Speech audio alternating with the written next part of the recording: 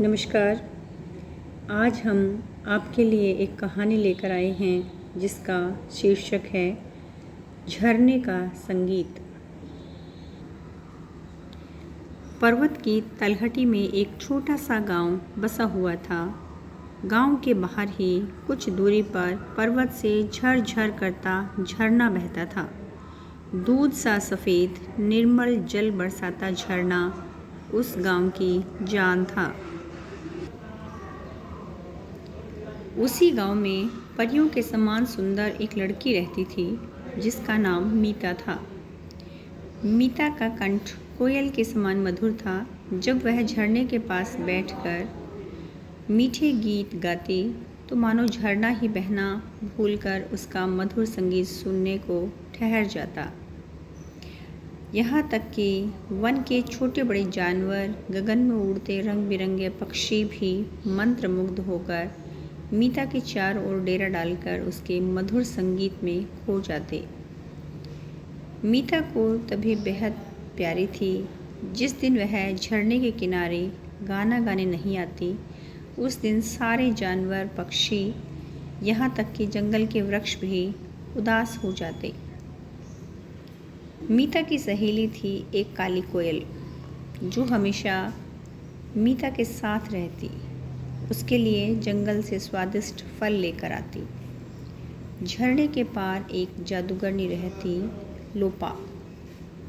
जब उसने मीता के गीतों की चर्चा सुनी तो वह जल भुन गई, क्योंकि लोपा अपने समक्ष किसी की भी प्रशंसा नहीं सुन सकती थी।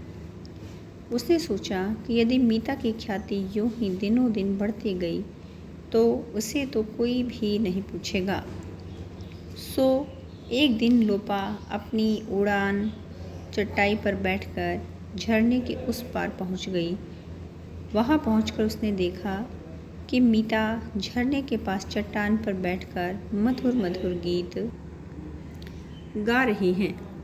पशु पक्षी उसके गीतों पर मंत्रमुग्ध होकर नाच गा रहे थे।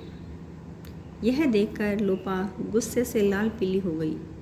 उसने मीता से कहा कि तुम अपने गीत गाना बंद कर दो, इनका शोर मुझे जरा भी अच्छा नहीं लगता है।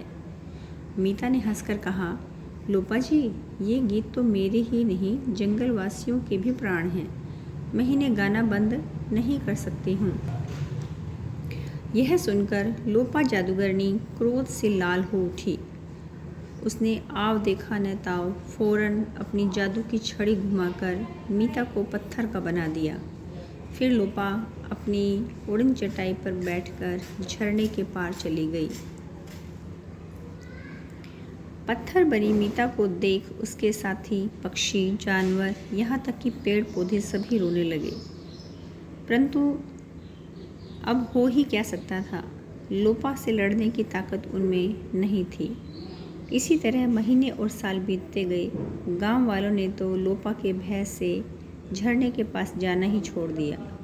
सिर्फ काली कोयल मीता के पास हमेशा बैठी रहती। एक दिन पवन देश का राजकुमार बादल अपने सफ़ेद घोड़े पर सवार हो उधर से गुजर रहा था। जो ही राजकुमार की नज़र पत्थर बनी मीता पर पड़ी तो वह कुछ पल को वह उसे जीवित समझकर पुकार बैठा। परंतु मीता के नज़दीक जाने पर उसे असलियत का पता चला तो वह बहुत दुखी हो उठा। मीता के कंधे पर बैठी कोयल राजकुमार को देख मीता की दुख भरी गाथा गीत के रूप में गाकर सुनाने लगी। राजकुमार पवन पक्षियों की बोली समझता था, इसलिए जब उसे सारी कहानी मालूम पड़ी तो वह काली कोयल से बोला, मैं अवश्य ही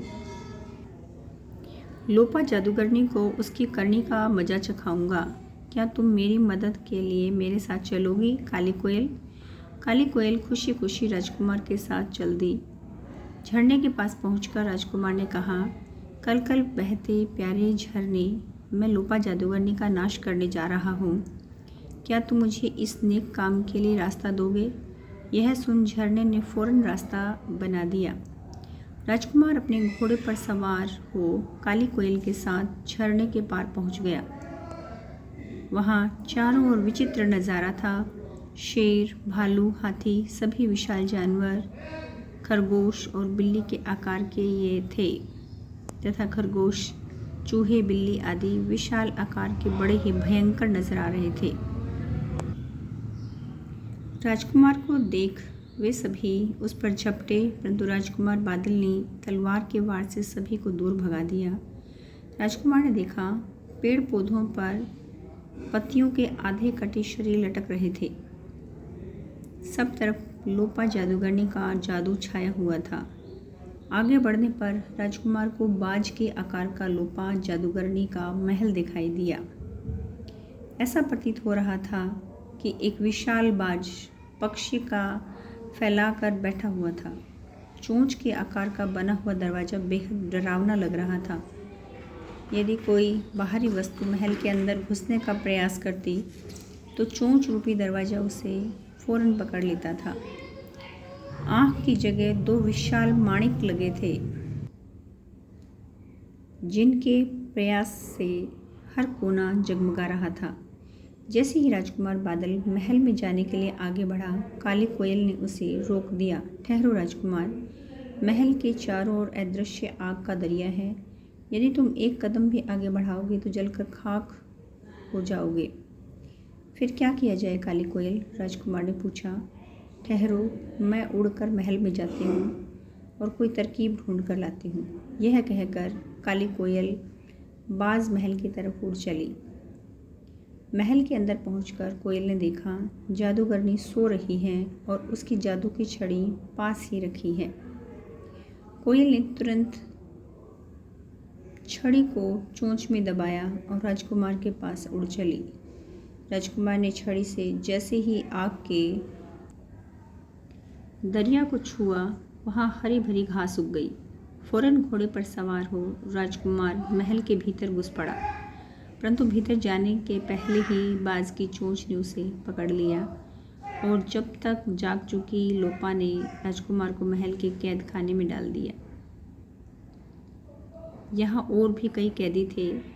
कैदियों ने राजकुमार को बताया कि यदि बाज की आँख के स्थान पर लगे माणिक को ढक दिया जाए तो वह चारों ओर अंधकार फैल जाएगा। उस अंधेरे में लोपा की सारी शक्तियाँ खत्म हो जाएंगी। तब यदि बाज रूपी महल को अपने बाजुओं की ताकत से कोई व्यक्ति तोड़ देगा, तब लोपा की आसानी से खत्म किया जा सकता है। राजकुमार को अपने बाहुबल पर पूरा भरोसा था, परंतु उसके पहले बाज की आंखों को ढककर लोपा की जादुई शक्तियां खत्म करना जरूरी था। इस पर राजकुमार के कपड़ों में छुप कर आई काली कोयल बोली, मैं अपने सारे साथियों को लेकर आती हूँ। हम अपने पंखों से बाज की आंखों को ढक देंगे। तब राजकुमार इस बाज महल को तोड़ डालेंगे। योजना के अनुसार जैसे ही पक्षियों ने अपने परों से बाज की आंखों को ढका, राजकुमार कैद तोड़कर बाहर आ गया और अपने घोड़े पर बैठ उसने अपनी तलवार से बाज महल के टुकड़े टुकड़े कर डाले। दोनों माणिक भी चकनाचूर होकर मिट्टी में मिल गए। इधर अंधकार होते ही लोपा की सारी शक्तियाँ खत्म हो चुकी थी। महल टूटते ही उसका रहा सहा जादू भी समाप्त हो गया। वह राजकुमार के पैरों पर गिरकर जीवन दान मांगने लगी। राजकुमार ने उसे इस शर्त पर छोड़ दिया कि आगे से वह लोगों की भलाई के लिए अपना जीवन बिताएगी। इधर लोपा का जादू समाप्त होते ही जानवर पुनः अपने अपने पूर्व आकार में आ गए थे। कटे पक्षी जीवित हो उड़ने लगे थे। सबने राजकुमार तथा कोयल का शुक्रिया अदा किया। सबसे विदा लेकर राजकुमार झरने के पार पहुंचा तो उसने मीता को जीता जागता पाया। राजकुमार बादल ने मीता से विवाह कर लिया और फिर तो दोनों वर्षों तक काली कोयल के संग मधुर मधुर गीत गाते रहे। आज भी झरने की कलकल में मीता के गीत सुने जा सकते हैं। आज की कहानी आपको कैसी लगी? धन्यवाद।